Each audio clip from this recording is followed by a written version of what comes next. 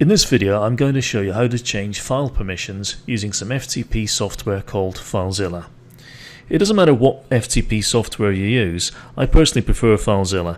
It's open source, cross-platform, it works on the PC and the Mac and I don't know what else, and it's also completely free. FTP stands for File Transfer Protocol. It's a way of transferring files from one machine to another. Typically, for most people, that means it would be from your local PC to your web server, or vice versa.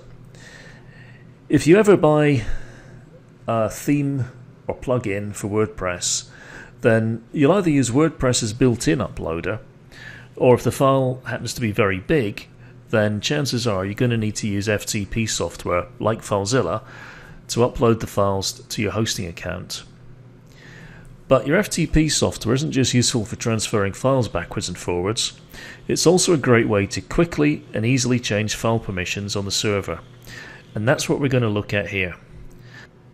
Now I need to point out that in this video I've either blurred out or hidden some of the stuff you might normally expect to see when using FileZilla.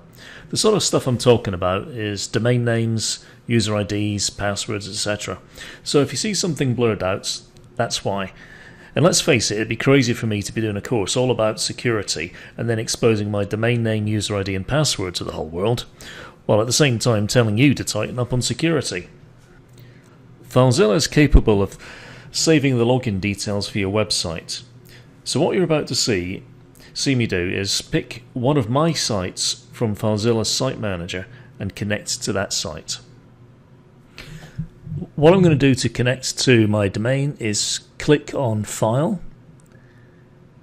Site Manager, and from the list of sites that you can see here, most of them are blurred out, I'm going to pick this bottom one. Now a couple of things I want to point out.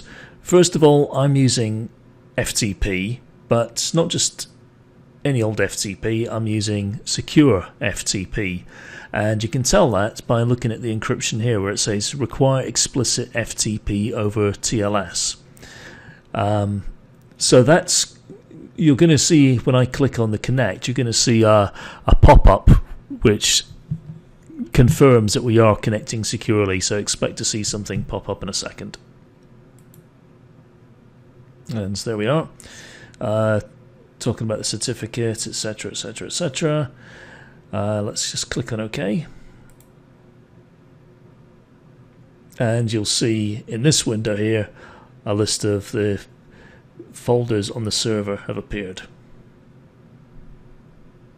I'm going to go through to the public HTML directory and go into that.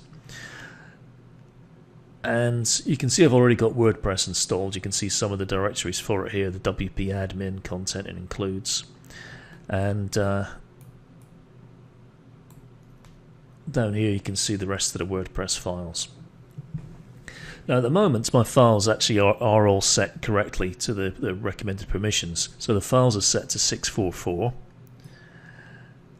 and the directories are set to 755. And if I go into the WP contents directory, you can see the ones beneath that are also 755, etc.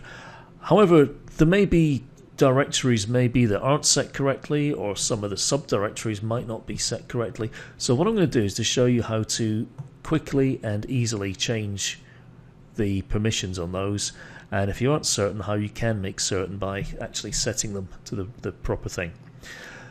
So let me have a quick look at the files here. So really what I want to do is to make sure that all of the files are set to 644. So I'm going to start with the root directory here of public HTML, highlight all of those. If I then right click, I get a little pop-up. I'm choosing file permissions, and all you have to do to change the permissions of all of those files you've highlighted is just to enter into here what you want. So at the moment it's set to 644, that's what I want, so I'm just going to click on OK. If I wanted to change them all to 755, I could do that. In fact, let me just demonstrate.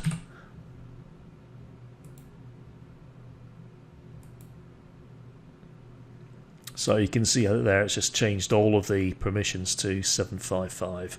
So clearly that's not something I want. I'm going to set them back to 644, which is what the files should be. So again, I'm hitting right click, file permissions, and let's set them back to what they should be, which is 644. So that's how easy it is to do that on the files. With the folders, same thing.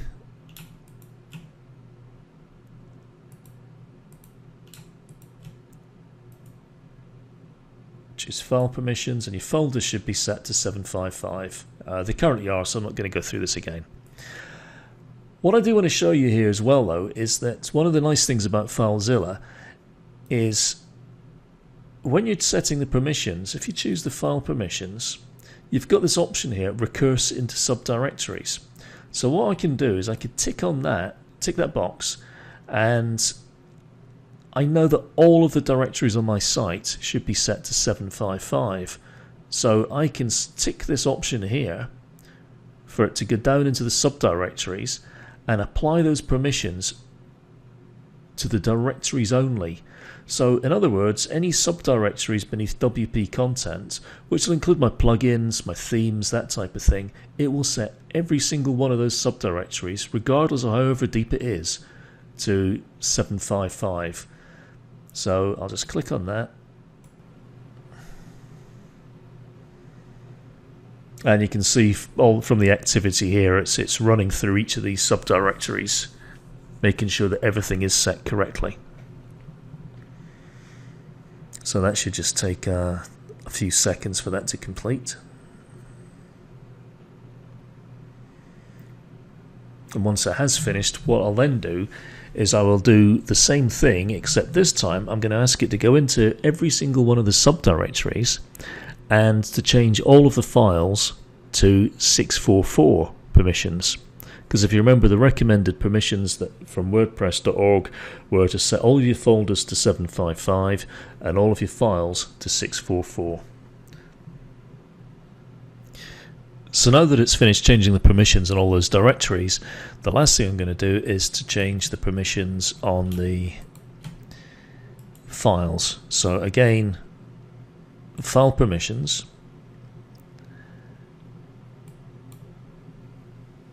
I'm going to set that to 644, recurse into the subdirectories, and apply it to files only.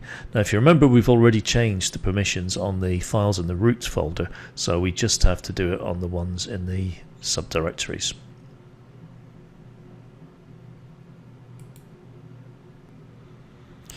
So that's all of my directories and folders now set with the correct permissions.